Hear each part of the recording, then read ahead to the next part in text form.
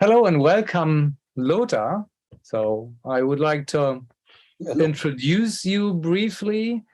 So Lothar has a long journey in the music business, covering a vast variety of different profiles. So probably he is born in Hamburg and raised in Hamburg, and then moved pretty early to Australia at the age of 20.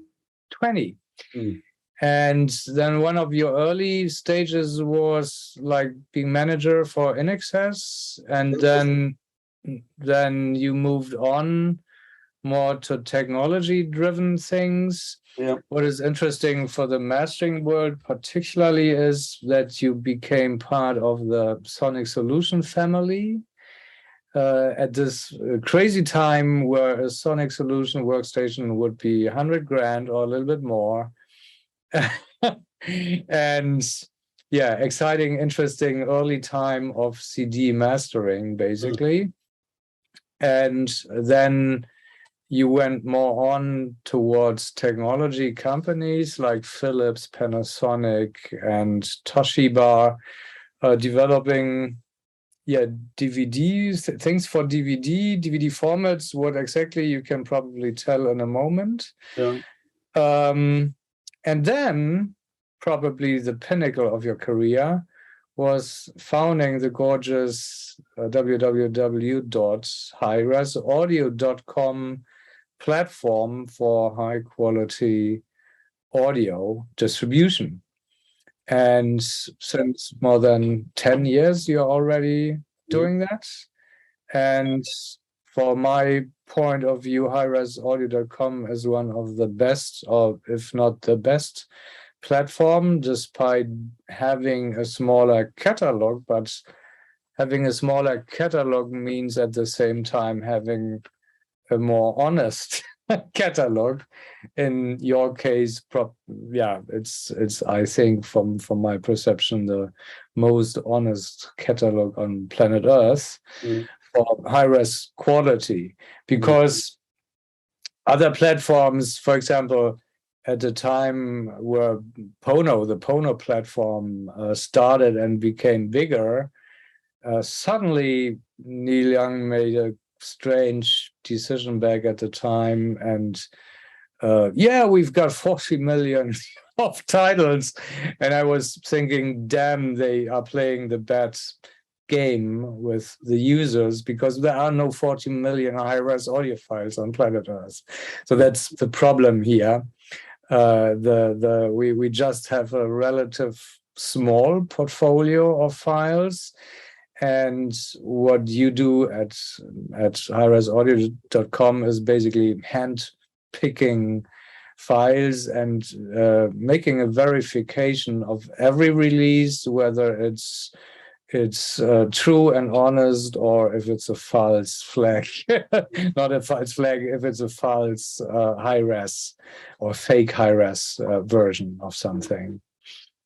And this is my little introduction. Let's skip back. So your life journey covered a vast amount of different spots, like Australia, Japan, the US, and then finally you came home to your hometown. So you moved at the age of 20 after, I think, your high school examination in Germany to Australia. What did you do? So how long have you been in Australia? What were your things you were doing? How would you anyway get into the world of audio? Yeah. So first of all, I'm a musician. I play the drums, which I learned here in Hamburg from very famous drummers who plays with Udo Lindenberg and Peter Maffay. So, I learned from some very good teachers. I haven't played any drums for the last 25 years. Well, that's a pity. Yeah, which is a little bit of a pity, but after trying to be five times a rock star and always failed due to other band members, I decided I would just put the sticks away, and and take care of my own business instead, relying onto some other musicians, and that was a pity because I maybe had twice the chance of being a superstar, but when you got a dickhead in the band or people that have then at the last minute other ideas of how the band should operate and who gets the larger revenue split or whatever, then things fall apart, and this Yeah. happened as well. So yeah, I worked, of course, in Australia in the music retail business, in various music shops, until also running a Billy Hyde Drum Clinic, which is the biggest and famous drum shop in Australia, which is based in Melbourne. And I was running for 2.5 years the Sydney operation, where I also made a lot of contacts to the best musicians in Australia, to the best drummers. You know, yeah, you know, my brother had a recording studio at that time too, in Australia. Frank. Frank, yeah, and he's actually my twin brother, just in case you will run into him one day. And so, Australia was, it's a nice country, with wonderful, lovely people. I do miss it as well. But from moving on to Billy Heights, I moved to Brushes. Brushes was, they had 5 music stores in Australia, the biggest one in Pitt Street in the heart of Sydney. And there I managed the complete music department for a year, where we also staged Skid Row as a record signing and event where we closed off the whole Pitt Street for them to come and have a huge party in the store. Anyway, and then at that stage I decided I need to have another change, and because I was in the drum industry and I knew a lot of people, I had the fortune of getting asked by the manager Chris Murphy from In Excess to basically look after the band, and that was basically a personal assistant to the band, just someone that runs around for the band and does everything, I mean, it's like... But on the other hand, is also pretty close to the musicians and to the people, right? You spend 24 hours, 7 days with them, because anything they want or want to do, they call you and ask you, even at 4:00 in the morning, and ask you to pick them up from the club because they can't walk anymore. So some, so I recorded together with them 3 albums. Unfortunately, after their big American peak time, they're still big in Australia at that stage, but internationally they had 2 flops, which didn't come along so good in America. But nevertheless, I did three great albums with them for the whole time in the studio. As you know, they owned their own studio, which called Rhinoceros Studios, out of the Sydney town, which was as big as a basketball field. So, it was a rather big studio, and a very nice studio. And so we did a lot of touring as well in between those records, and that was fun. That was a lot of fun. And I and imagine then a very, very interesting time where you have...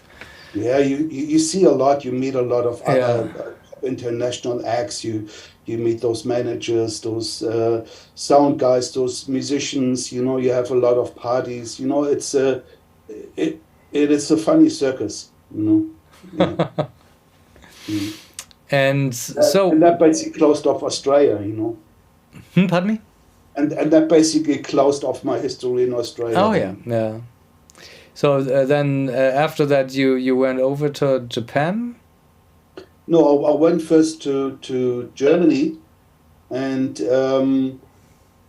started with Philips, Yes. where they moved from Laserdisc. Moved from Laserdisc to a digital medium called CDI. Mm-hmm. So, I was basically looking after the business development side for the professional users. So the authoring studios needed MPEG-1 encoders and authoring systems to manufacture video CD and CDIs. Mm-hmm. And and quickly the Holland guys said, "Well, Luther, we really like you and we like what you do. We like you to move to our head office in Hasselt in Belgium, Mm-hmm. uh, which called Philips Interactive Media Center (PMC), Mm-hmm. and in a little groovy, nice town in nowhere's land, middle of Belgium, and that's where they had their R&D. And so from there, I started the migration from the analog side into the digital domain, and it was a nice time, but quickly after 2.5 years, we realized that the video quality with MPEG-1 isn't sufficient enough, right? So we started to develop an MPEG-2 encoder with a very high resolution and a much better picture quality, of course, which wouldn't fit then onto a standard CD, Yes. And then parallel, we developed the SD Alliance, which is the Toshiba Philips alliance compared to the MMCD, which is Sony Philips. Mm-hmm.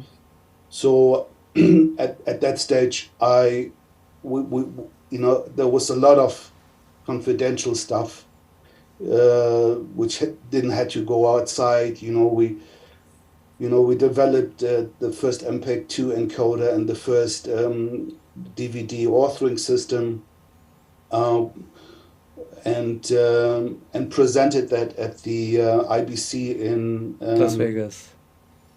in Las Vegas, and then at the that was a CES, and then the IBC in Amsterdam. Rotterdam or Amsterdam. I Amsterdam. think Yeah. Amsterdam. Yeah. So and then we quickly noticed and saw that also Sony and Philips are advancing with a competitive system, and that's where the format war started. So for over 2 years, we basically were trying to fight the benefits of the SD Alliance versus the MMCD, and As always.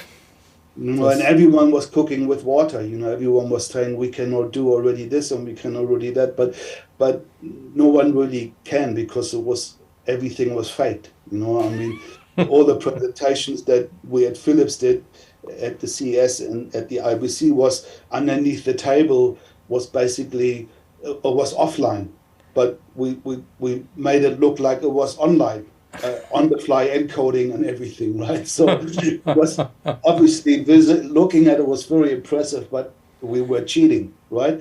But we also knew that Sony were cheating on equal levels, and anyway, then I quickly noticed that Sony and Philips, Sony and what was that? Sony and MMCD. Toshiba. No, Toshiba was Warner, and Toshiba was, Toshiba and Warner was with Philips the SHCD, and then the Sony Alliance. And we quickly realized, or I realized, I have to do something because it looks like that Toshiba is losing this format war. Yeah. Yeah. Um, And then? and then I basically said to Philips, well, I'm not so happy anymore with you guys. I think I have to leave Hasselt and I have to leave this project. So then I basically applied for at Toshiba, basically at Daikin Technologies, which was the company developing the authoring and encoding systems for Toshiba, which is not what Daikin is the biggest air condition company in Japan. But they also have different diverse branches, of and I worked for Daikin. What's it called again? Daikin Technology Laboratories. That was the company. So I basically applied for a job and said, I want to leave the Philips project, and I'm the main man in Europe. You want the best man? Hire me. So I flew to New York for a job interview from Hasselt, got the job, and basically moved 2 weeks later to San Francisco to Sonic Solutions, where Daikin was basically based at. And that was also a very nice strategic move. It was a seamless move from the Philips Sony to the Toshiba Warner ecosystem. Project. Yeah. And then I also, Daikin was based inside of Sonic Solutions in Novato, a really nice, pretty town on the north shore of San Francisco. So I was great suddenly to fall into another great job with forefront of technology and new things on the horizon. And I joined basically the winning team out of a format war. So yeah, good move. that was and then at Daikin we developed a Windows and Mac version for DVD. In parallel, Sonic Solution was working together with Daikin on a Linux-based silicon graphic solutions. Yes. And after a while, because Sonic Solution was so heavily Mac-driven due to the Mac audio mastering systems, they basically needed to get a project working where they get away from Linux and SGI and Windows and move over to DVD authoring based on a Macintosh platform. And Daikin was was the company that enabled Sonic Solutions to move into this new domain. Apart from only making audio for 15 years, they suddenly became an audiovisual company, and due to the fact they had already all the contacts to the music industry, it was easy for them to establish the contact to the film industry, being based in San Francisco. And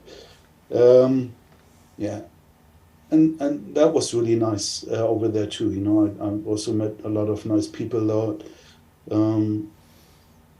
I bet this was a good foundation for what you did with highresaudio.com on the technology side. So well, before that, I mean, then I came after we are still in America. After that, I came then back again and left the Sonic Solutions and Daikin project and moved back to Germany and went to Panasonic in Germany. In the Winsberg Ring in Hamburg.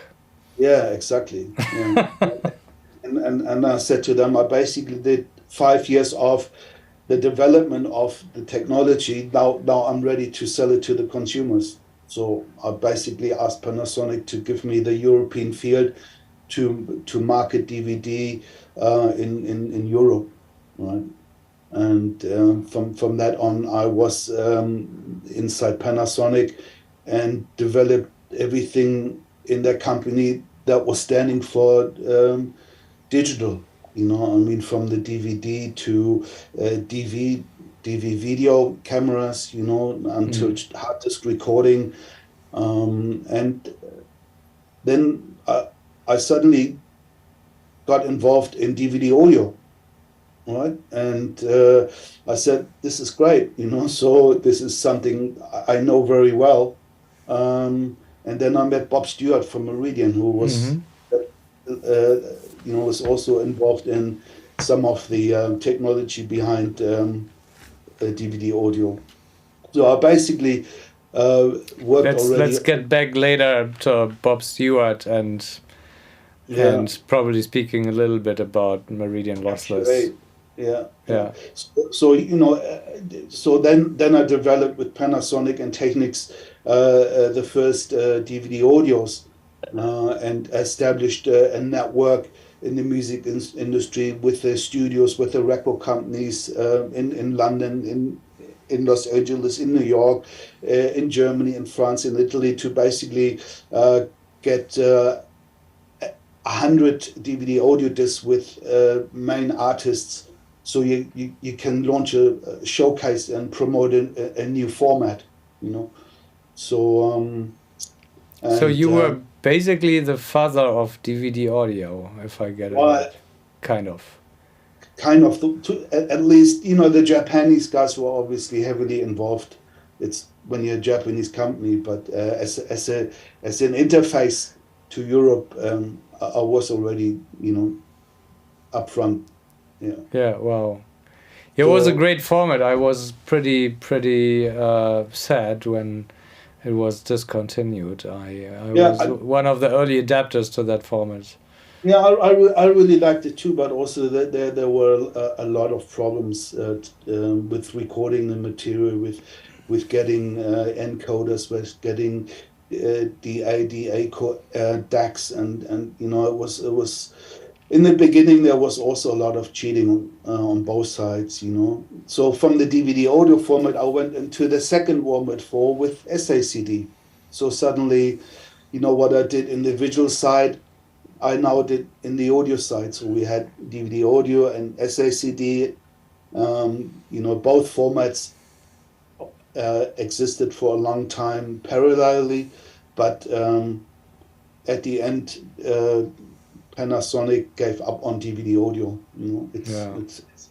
It's too weak. Sony is on a lot of things very strong. And so at that stage, I already developed a physical medium to improve the audio quality for the consumers. Which I failed, of course, with DVD audio because it never made it for long term in the big market. SACD are still being produced today and still exist on small terms, and that was later on the idea. What I failed in the physical side, let's try to do it in the digital side, in the online. That's how DVD high-res audio basically came up into my mind as well. Prior to that, I developed a video on demand platform called Video Society, which is still existing.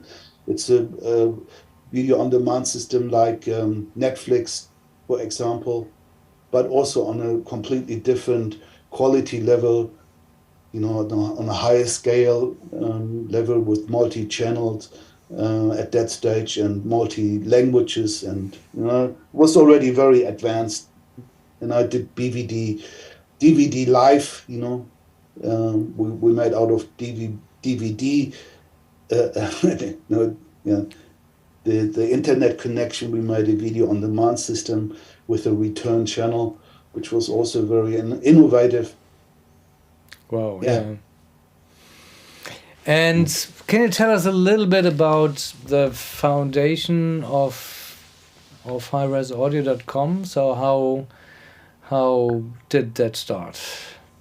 Yeah, I started that in 2008. I had the idea.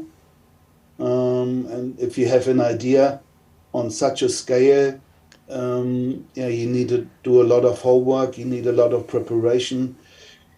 I was 5 times in New York to present my business model.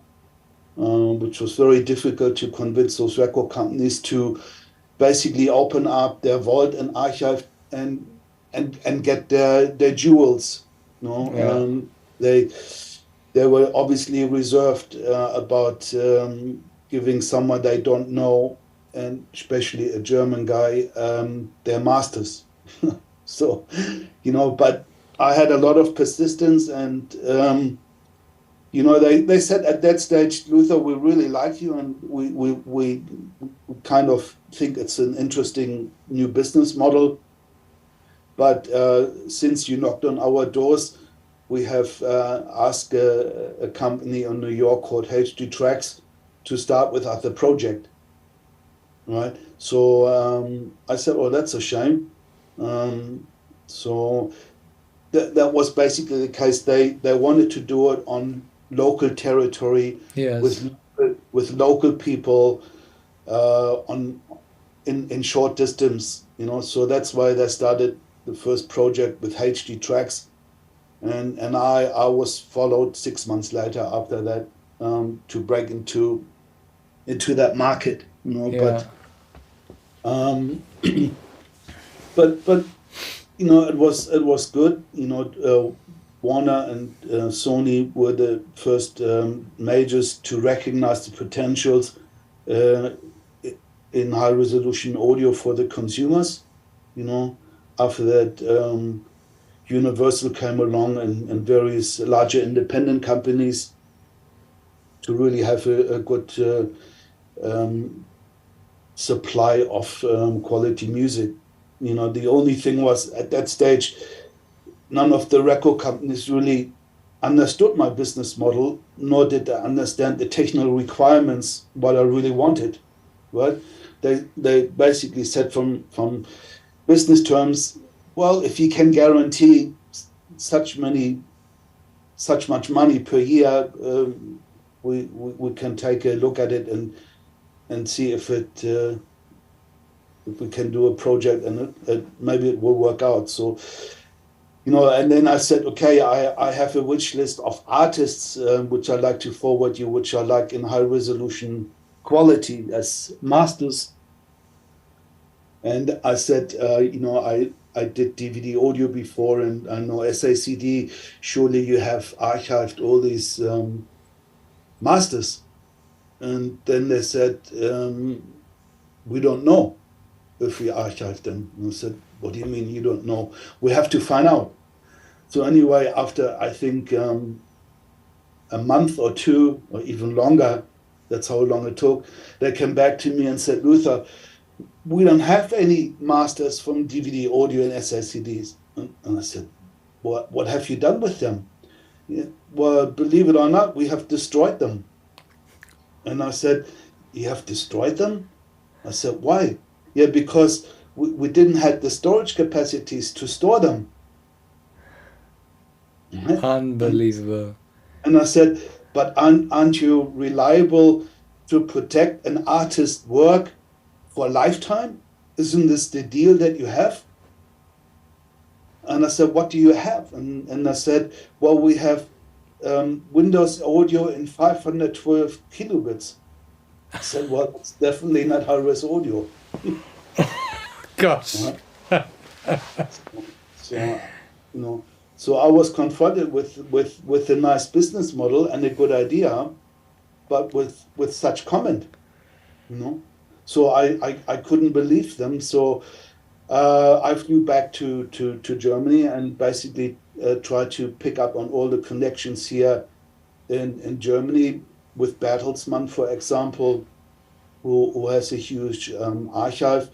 And also they said they don't even have 512, they only have 320 kilobits on their hard disks, right?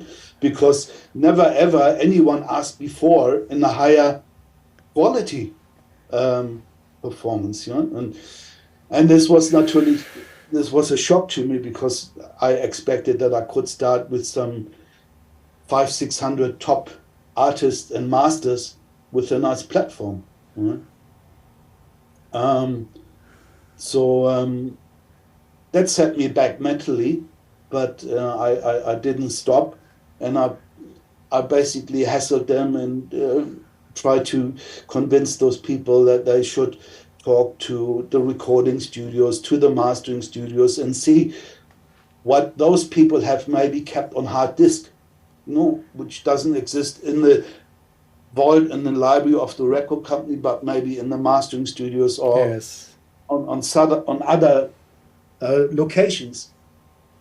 And anyway, then suddenly it started to move, and I had some very wonderful people that supported my projects and did a lot of miles and calls and invest a lot of time to basically look for those masters to start high-res audio.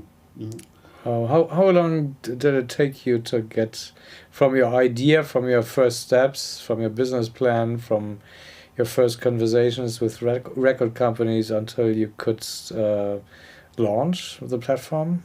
Well, 3 years. Yeah. So I launched in February 2011. Wow. Yeah. Quite a hard time to stand it through. Yeah, yeah, because the problem that you also have in your mind is the record companies can do it themselves, right? So you come up with a great idea, and in that period, anyone can steal the idea, right? Or, so but on the other side, you still need to continue and invest your money and move the project forward and keep going. So it was already not an easy project, but at the end, if I look back at it now, it was a wonderful and great move to move into high resolution audio. Yes, wonderful. How many users do you have these days, approximately? Well, it's a difference between registered users and active users, but we have about 280,000 registered customers. Yes. And about 60% are active users, and the rest is, they maybe come in 1 or twice a year or buy something. Yes. So yeah. And how big is your catalog these days? Well, a lot of all the other people always mention tracks. We don't offer any tracks. We sell the complete album. This is also a philosophy and business model for me. If you offer a single track, customers will only pick the cherries of the album, and this is maybe the hit song or another track. But an artist cannot survive just by one track or two tracks that's been sold on the album. So we sell complete albums. So in general, I need to talk about and counting albums, not tracks. Yes. I could say we have close to 1 million tracks. Yeah. But in real terms, it's maybe 850 to 900,000, 90,000 albums. Yes. Yes. Yeah. So if you look at 10 tracks per album, you come to 900,000. So it's still, it's a fine catalog, but not a deep catalog. Yeah. But you have listened to each of those 90,000 albums, I would think. Right? I haven't listened to all of them. No, that's not. It's amazing. I do get a lot to listen to, a lot of music too. But yeah. So how would you think of the different genres you distribute between classic, jazz, and a wide range of pop, rock, MOR music?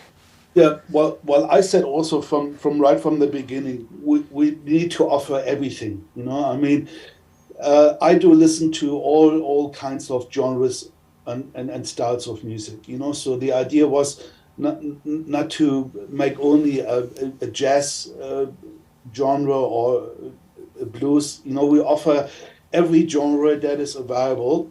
It just needs to have music quality in the files, Yes. So if the spectrum analyzer doesn't show us a beneficial curve, we basically don't release it. Yeah. Yeah. Interesting. But we sell all genres. But of course, classic is the biggest genre that we have, followed by jazz. But this is obvious because, firstly, the musicianship in those genres is higher. The expectation of a higher quality recording is from the artists and all the people involved was higher. So, especially in classical music, as you know, you have most nuances and details that you can hear out of the music, right? Yeah. So the better the recording quality and the better the playback system, the more details you can hear. And this is in classical, due to its dynamics, a benefit.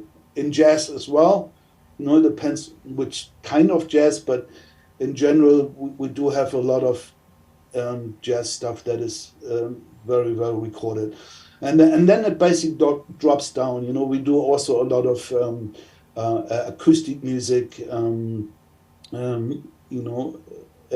lot of R&B, a lot of country. Especially in America, country has a big budget when it comes to recording budget. Yes. So they're very well recorded.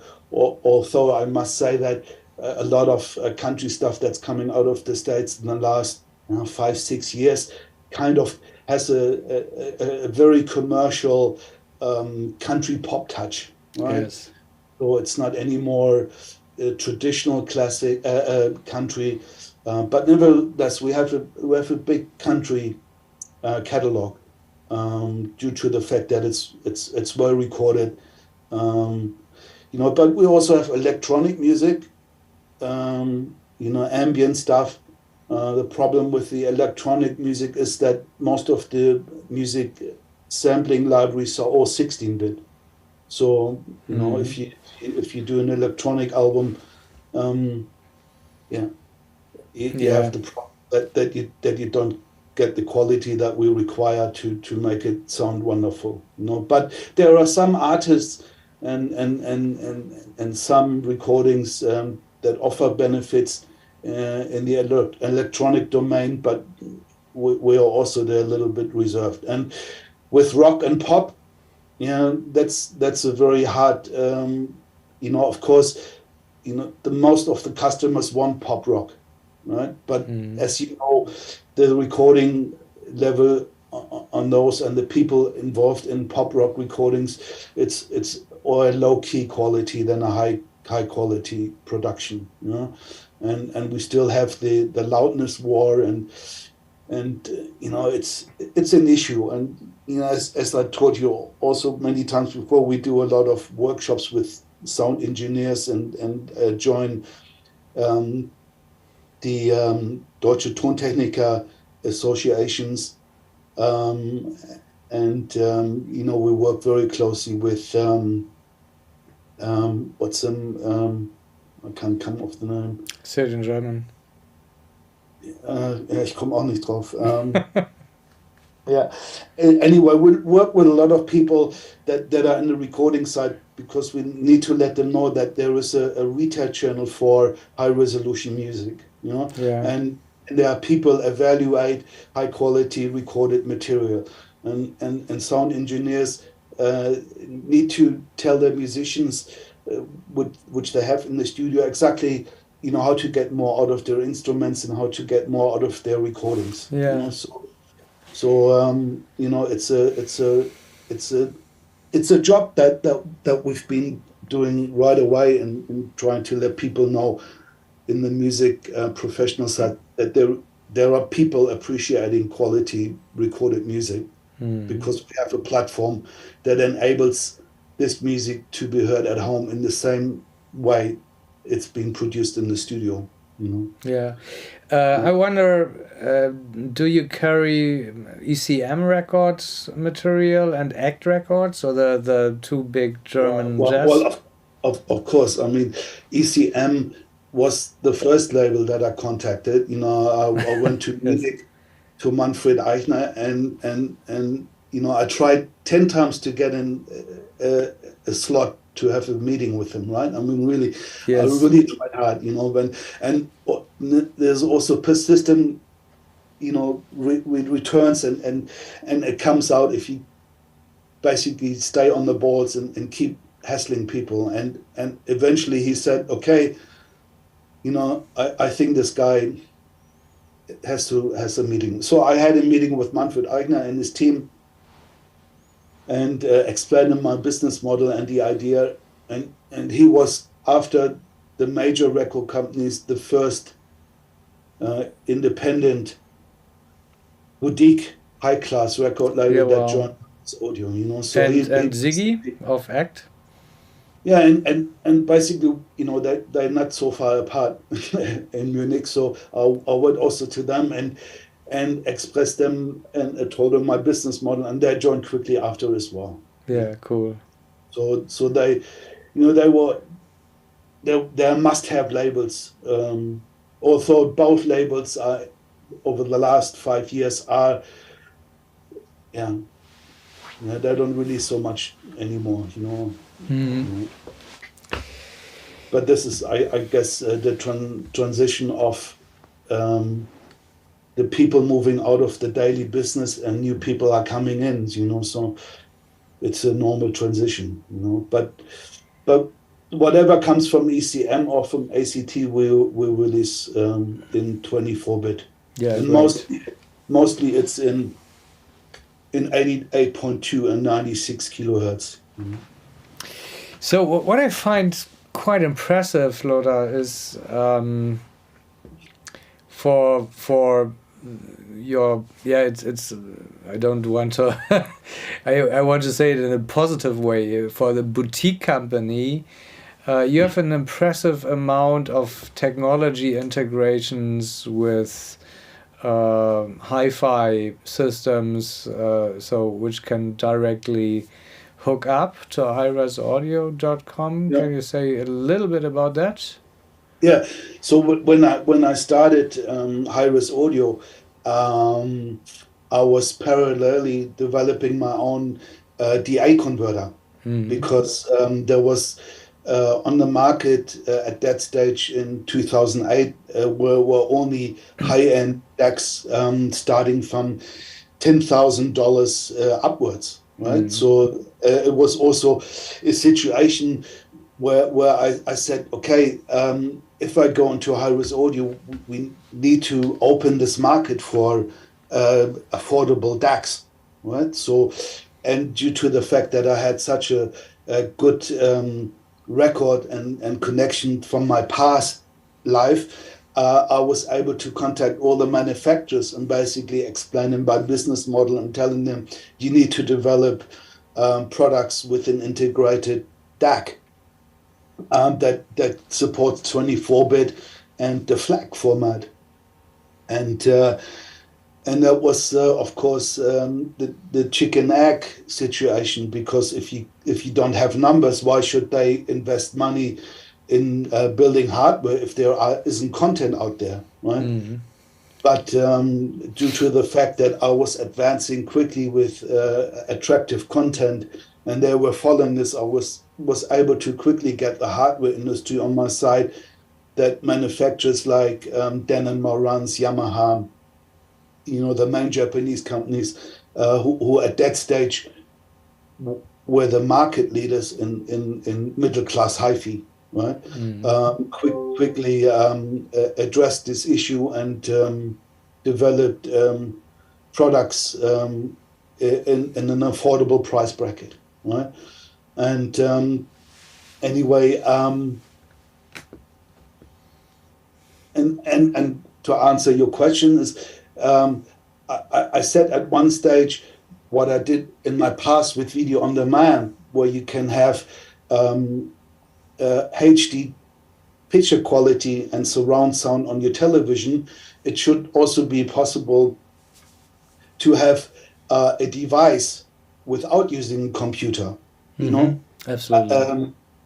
So I basically developed the concept of integrating Hi-Res Audio in consumer hi-fi products, so that people don't have to use a computer. Of course, they need to be a little bit orientated and understand network and have an iPad or a tablet or something, because this will be your front end to control the whole system. Mm-hmm.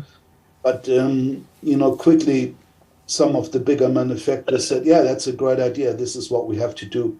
So right now we have about 40 to 45 manufacturers leading Wow. up. Yeah, where we fully integrated. So you Wow. basically, I mean, it's also a nice concept. You open the iPad of the manufacturer, the app, you have our web shop, you select the music, put it in the basket, buy it, and download it directly to the device without even touching the computer. So that's a really nice concept, right? Yeah, absolutely. And then I advanced with our streaming service, and today we also have the streaming service integrated, where you basically subscribe and you can stream our whole catalog in the native resolution directly from our archive. Or we offer a digital locker. That means everything that our customers have purchased on Hi-Res Audio, you can stream for free from those devices to any other device. Yes. So yeah, and this obviously helps in bringing the product into the living room. Thank you very much at this point for all this interesting information. I would like to move over a little bit to questions from our guys. Probably I start with the first question. Is your platform open and probably attractive for music producers and studios who produce high quality music, and can they approach you, or is other hurdles? No. I mean, look, we do obviously have a lot of deals with the majors and aggregators and independent record companies and so on, and but we also sign directly musicians, right? Or smaller labels, or even recording studios that have their own labels, right? Mm-hmm. We have a lot of them. So we have a contract in German and in English that is available to anyone, and anyone that has attractive content that equals our quality. We can be the perfect distribution platform for those musicians or even studios with a new business model. Yeah, I mean the beauty is here you sell complete albums, and this is not about 0.0001 cent or something. It's it's real money, and you so in other words, one sale is already like a few 100,000 streams on Spotify. So in other words, this could become recognizable income, right? If it's promoted in the right way. I try to integrate a few more questions here from my dudes, and one question comes from Vincent Price. He's asking, what are you thinking about the loudness wars? What I think about loudness war? Yeah, it's the question. I just read the question. I think there are customers that love it. So let them love it and be happy. If they want to blast their bass and their headphones to the max, especially in their cars, it sounds fantastic, and let them do it. But obviously, it's not in my business model and in my mind to offer music that is overdriven. And I think that people that understand the problems of the loudness war will look for other alternatives, and there are alternatives. Mm-hmm. They're obviously rare, and unfortunately we do see it every day, especially Fridays on release dates, how much crap is being pushed up into the market, which we don't offer and release. but that's the difference from us. I've got another question from David Scragg. Do you think there will be a transition towards high-res recording only in the future? High-res recording only in the future? Or old 16-bit will become redundant? And old 16-bit will redundant? Well, I don't think so. I listen to my CDs. I listen to my LPs. And I have a company called Hi-Res Audio. So obviously I'm in a leisure position of picking the quality of music that I want to hear every day. But they're still my favorite artists and albums and records that is not available in high resolution audio. So then I listen to that medium that I have available. So yeah, everyone should hold on to their records and to their CDs. I don't think they're obsolete. Good, thank you. So, very good question from Stefan Reddick. Besides bitrate and sample frequency, what makes a good high-res audio, for your opinion or in your words? Well, firstly, the musician, right? Then the studio and the microphones. Then of course the outboard equipment that is in the studio and the engineer. So that makes a good recording. You have to you start from the bottom.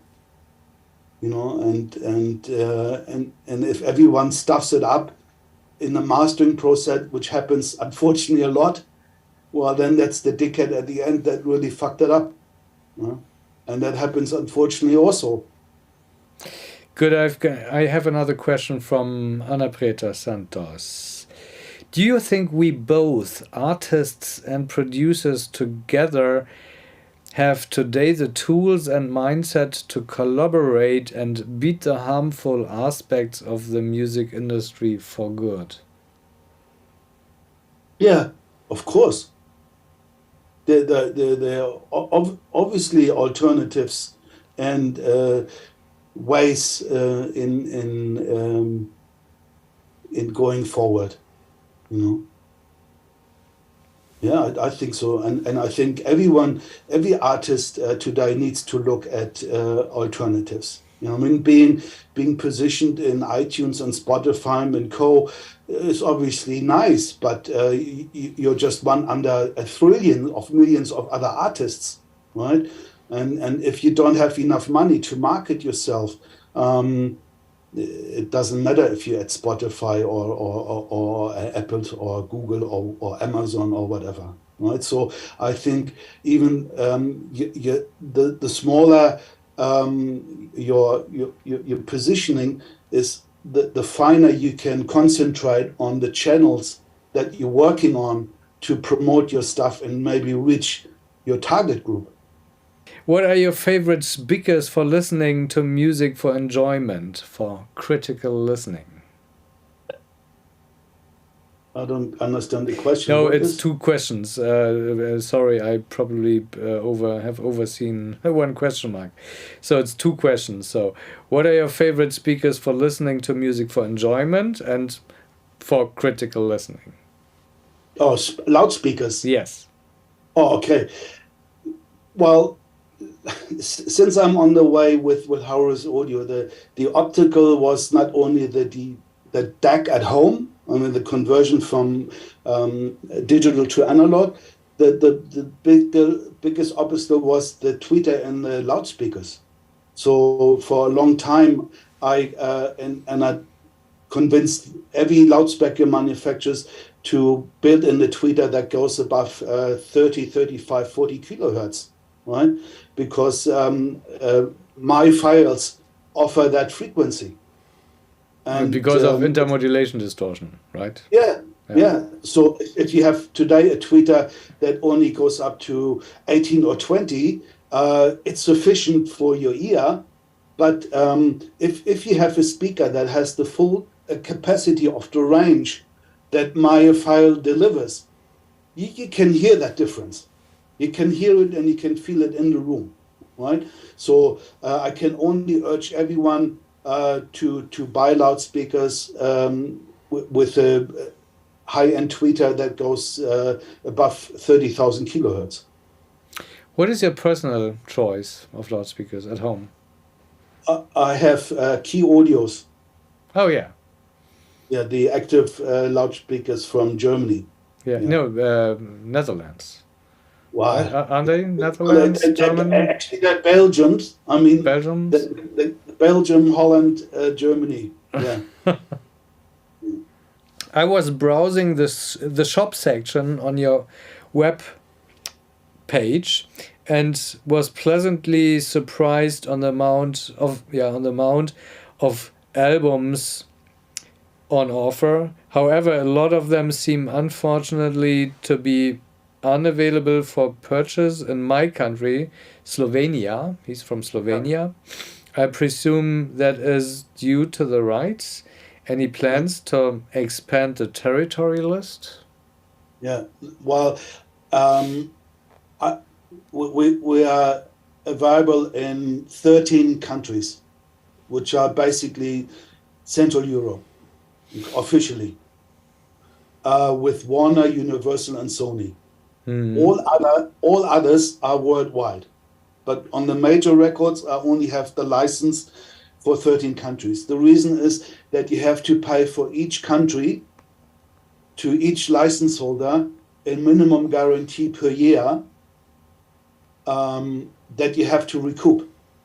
My gosh, it's a hot business you are in. So that means every year I have to put money up front Yes. in the territory in the hope that I get the revenues recouped. If I don't get it recouped, it's a loss. So that's why I have to cherry pick the countries. And I selected the countries that have an healthy economy. Healthy economy and a good hi-fi industry. Yes. Yeah. Yeah. But so many people are traveling with a VPN. Yes. You know that with the VPN, yeah. You can basically get from anywhere in the world and buy music from Hi-Res Audio or even subscribe to our streaming and stream it. Yeah. Thank you very much, Lothar. And when there's no other question now, we say goodbye for today. And yeah, so see you soon. The next 2, probably 3 studio talks are going to be in German, because we're going to speak a little bit about German music rights. So we have a few German people here, including Vincent and a few others. But this will be a German thing. Probably we will also do the same thing in English with other specialists, but we start with a German legal thing, which is different. So speaking about German copyright and American copyright, 2 different right systems, if you will. Okay, anyway, thank you very much for being here, and hopefully seeing you soon, and have a good night. Bye-bye. Thank you. Thanks, guys. Take care.